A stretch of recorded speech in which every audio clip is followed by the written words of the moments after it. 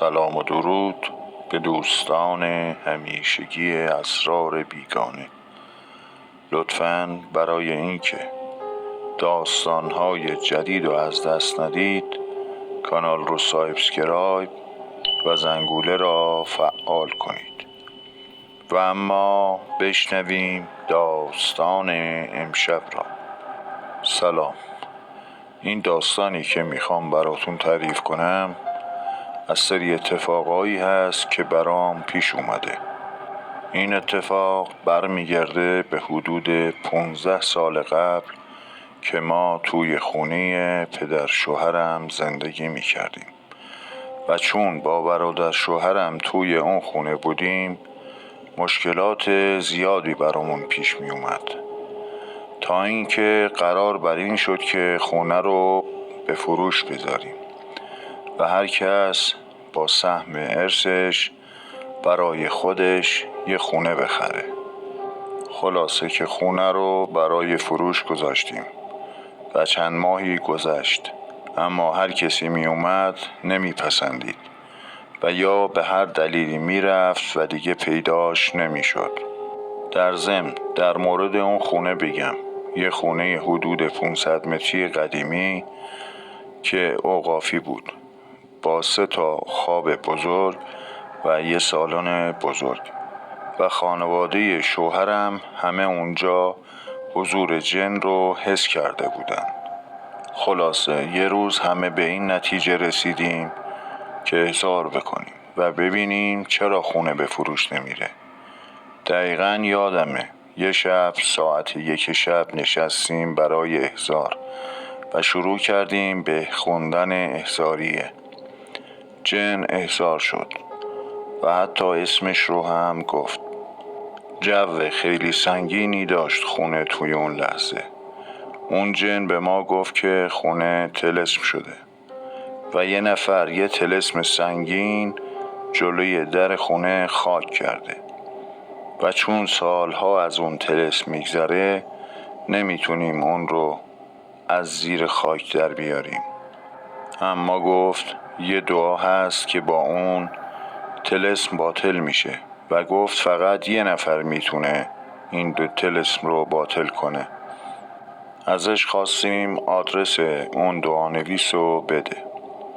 گفت که دعانویسه کنار خیابون میشینه و به من گفت فردا ساعت 10 برو و به من یه آدرسی داد دقیقاً توی قسمت شلوغ شهر بود و ازش دعای باطل سحر بگیر.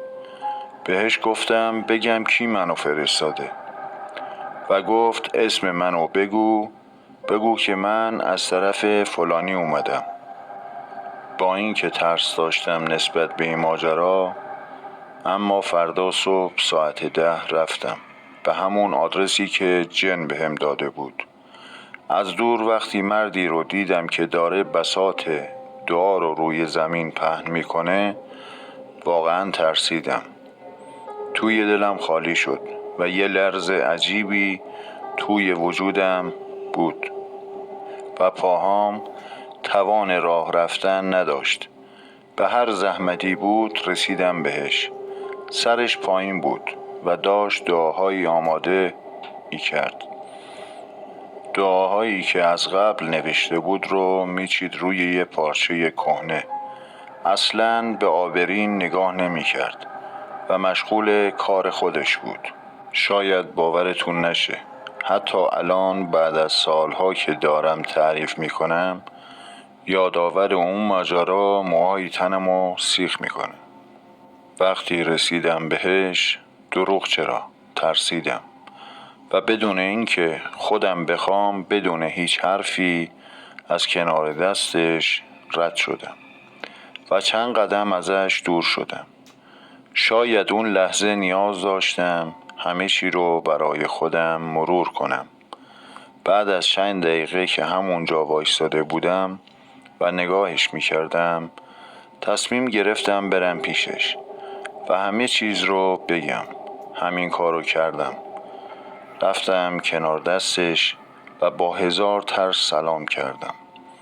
بدون اینکه به من نگاه کنه جواب سلامم را داد. سکوت کرد و من گفتم یه دعا برای فروش خونه میخوام. بازم بدون اینکه به من نگاه بکنه گفت باید چند دقیقه صبر کنی. گفتم باشه.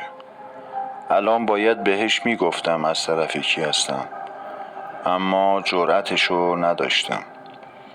بعد از چند دقیقه که به خودم اومدم گفتم من از طرف اسم جن آوردم. یه دفعه انگار تمام دنیا از حرکت ایستاد. مردم دیگه حرکت نمی کردن و همه جا سکوت عجیبی بود.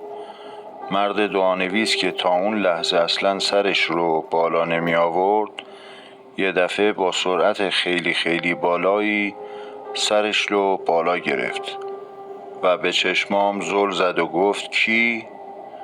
دوباره اسم اون جن رو گفتم که توی جوابم گفت برو نیم ساعت دیگه بیا، دعات حاضره. اون لحظه بدون هیچ حرفی فقط میخواستم ازش دور بشم، اما نمیتونستم. تمام بدنم قفل شده بود. چند لحظه خیره بهش بودم بدون هیچ حرف و حرکتی که یه دفعه به خودم اومدم. دوباره مردم و آبرین پیاده شروع به حرکت کردن و صدای دستفروش ها رو میشنیدم. بدون هیچ حرفی شروع به حرکت کردم. حدود 10 قدم بیشتر ازش دور نشده بودم و مدام با خودم فکر میکردم که یعنی توهم بود. یه دفعه سر جام ایستادم و سرم رو برگردوندم تا دعانویس رو ببینم، اما باورتون نمیشه کسی اونجا نبود. دعانویسه نبودش. شوکه شدم. سر جام خشکم زده بود. با سرعت برگشتم دقیقاً همونجا که دعانویسه نشسته بود، ولی نبودش. هنگ کرده بودم. اون لحظه واقعاً نمیدونستم چی کار کنم. حدود 1 ساعت همونجاها پرسه میزدم و سردرگم بودم. شرح اون لحظه ها واقعاً برام سخته. اون روز با حال بد به خونه برگشتم و همه چیز رو برای بقیه تعریف کردم. اون روز گذشت و چند روز بعد یه نفر اومد برای خونه و خونه رو خرید بدون اینکه من دعایی گرفته باشم.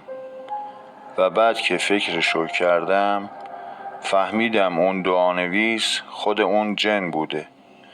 جنی که سالهاست با من هست و همراه همه.